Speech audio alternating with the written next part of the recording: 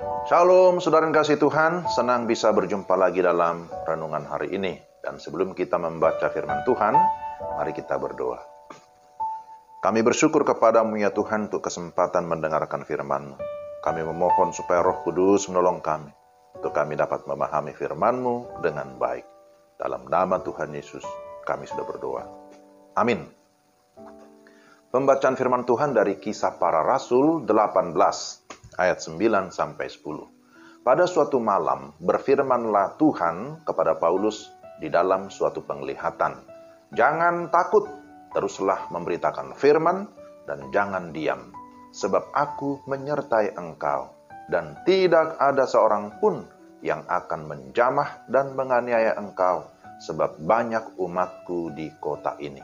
Demikianlah Kisah Para Rasul 18 ayat 9 sampai 10. Tema kita, pemeliharaan Tuhan dalam misinya. Saudara yang dikasihi Tuhan, pengabaran Injil bisa dihalangi dengan keras. Tentu kita juga pernah mendengar di beberapa suku, di beberapa negara tertentu, pemberitaan Injil mendapatkan tantangan yang begitu deras. Pengabar Injil bisa ditentang dan ditolak, akan tetapi rencana Allah tidak bisa gagal. Ia akan memakai berbagai cara untuk memelihara misi penyelamatan yang tidak akan pernah berhenti sampai ke ujung-ujung bumi. Allah memelihara misi pengabaran Injil yang dilakukan oleh Rasul Paulus melalui beberapa cara. Kalau kita memperhatikan bacaan kita, di sana pertama Allah memberikan Paulus kepekaan untuk mengetahui kebutuhan orang-orang di sekelilingnya. Kepekaan Paulus juga terlihat saat ia sendiri yang menanggung biaya pelayanannya. Ia tidak membebankannya kepada orang-orang percaya yang pernah ia layani.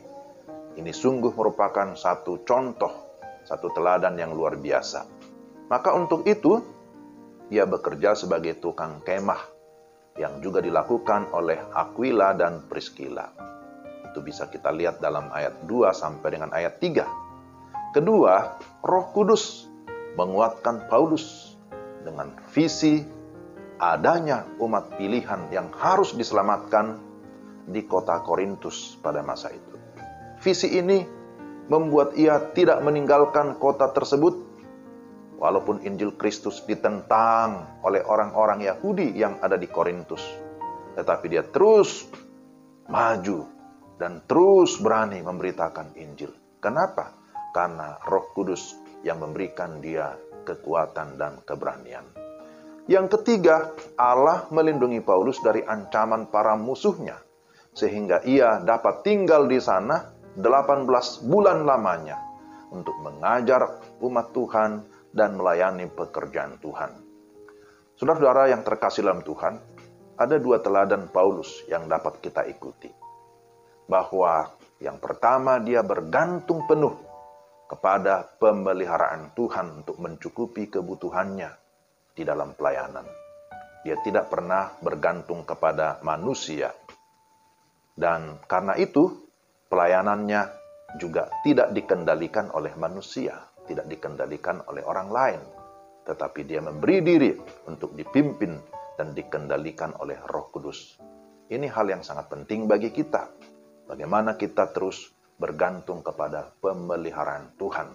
Kedua, kita perlu belajar peka akan kebutuhan orang lain. Jangan sampai pelayanan kita hanya berdasarkan rasa suka atau tidak suka terhadap sikap atau kelompok orang atau kelompok suku tertentu.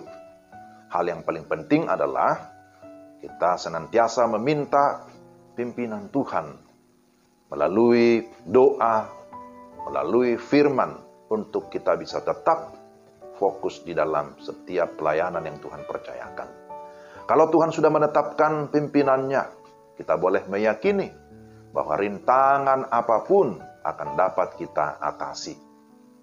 Maka firman Tuhan berkata, jangan takut, tetaplah fokus pada pemberitaan firman.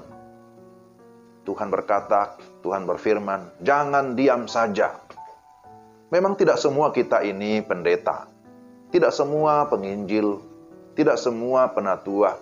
Tetapi ingat, kita semua adalah murid-murid Kristus. Amin. Kita semua adalah orang Kristen. Berarti kita menyandang nama Kristus, kita bertugas bersama-sama untuk memberitakan Kristus, memberitakan Injil, menyaksikan iman yang benar, serta melakukan perbuatan kasih sebagai tanda atau bukti bahwa kita adalah murid-murid Kristus. Saudara-saudara yang terkasih, hati yang tulus untuk mau dipakai Tuhan, kepekaan akan kebutuhan di sekitar kita, dan ketaatan kepada pimpinan Roh Kudus adalah merupakan kunci kesuksesan misi pelayanan kita.